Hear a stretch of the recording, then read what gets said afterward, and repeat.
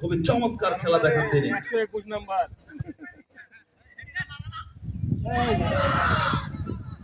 বড় আক্রমণ নয়, অতি সহজে বলটি তালুবন্দী করলেন গোলকিপার লতিফুল। পাসানসার ব্যাটল্যান্ডের বাস পাখি দীপন চাকমা কোন রকমের বলটি সতীর্থ প্লেয়ারের কাছে দেওয়ার উদ্দেশ্যে বাড়িয়েছিলেন। সেখান থেকে টাঙ্গাইলের ছেলে আলামিন খুবই চমৎকার খেলে থাকেন তিনি। রাইট ডিফেন্ডে খেলছেন তিনি। আক্রমণে এখনো পর্যন্ত মেহেদী হাসান পরাস্ত করলেন রানা প্রধান। বলটা রিসিভ করার চেষ্টা রয়েল অনিক কুমার উড়াও, সেখান থেকে মাকসুদের কাছে দেওয়ার চেষ্টা। চমৎকার খেলে থাকেন তিনি। টিটু